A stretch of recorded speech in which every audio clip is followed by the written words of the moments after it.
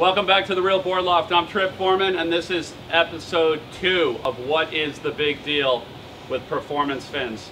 In this episode, we're going to talk about sizing the fins for your board. So if you've bought a kitesurf board that comes with plastic fins and you've stashed them in the glove box as your backup, or a kitesurf board that's come with no fins, the next thing is that you go over to the fin wall and you're just like, oh my gosh, which one of these fins is for me? Like, do I pick the right color to match the board?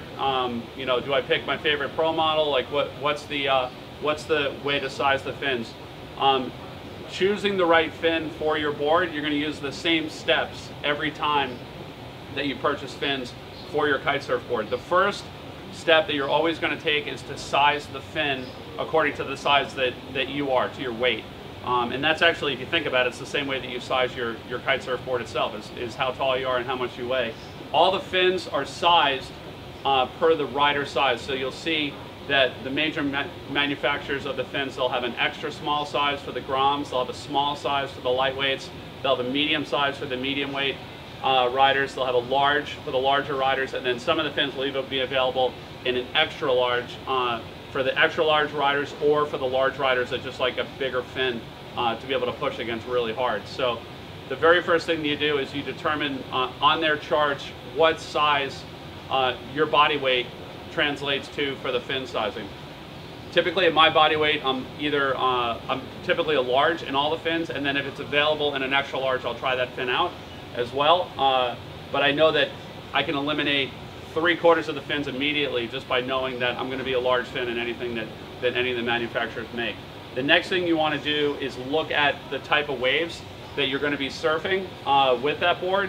Typically, if it's short waves with really tight turns that you need to make in the pocket of the wave, you're going to want to have a more vertical fin, something that has less rake going back this way.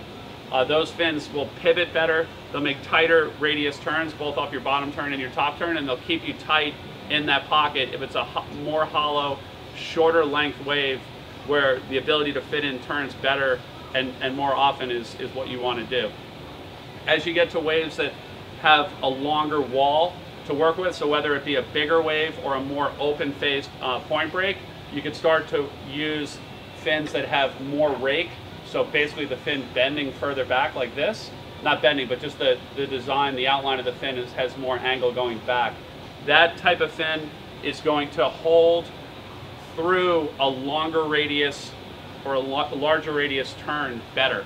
So the more upright one is going to be better for the tightest turns, and then the more rake is going to be better for the longer open turns. So what happens if you use one fin, the wrong fin for the other type of riding? So you took that vertical fin and put it on a long open face wave and try to do a long drawn out bottom turn, it's going to be a little bit squirrely. It's going to want to do this tighter turn.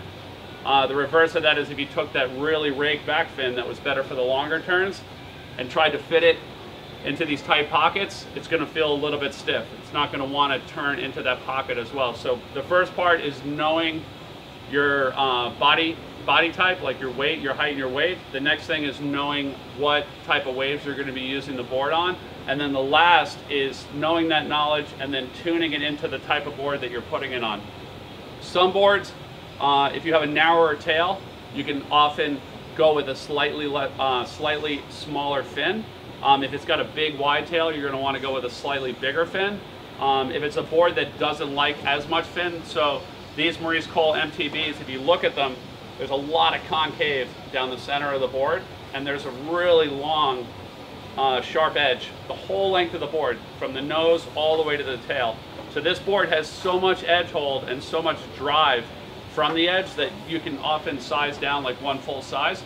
So on this board, this is the MTB that I would ride myself.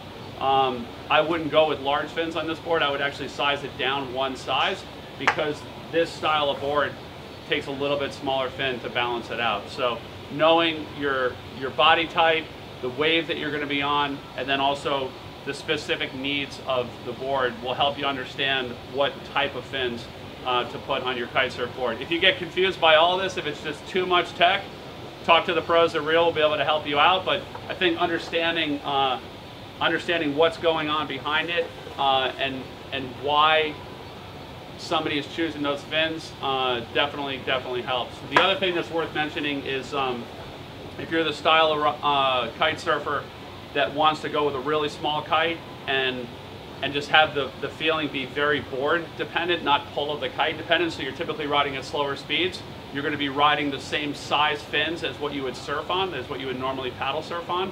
If you're more into riding really powered and having the kite pull you through the turns where you're riding at the highest end of the speed all the time, then you're typically going to size your fin down one size. So those are all tips that'll help, and those are all questions that we'll ask when we're sizing your fins. But knowing what's going on the tail of the board, where 50% of the action is definitely going to help you out. You can find out more information on our website, realwatersports.com, or you can email us at realpro@realwatersports.com.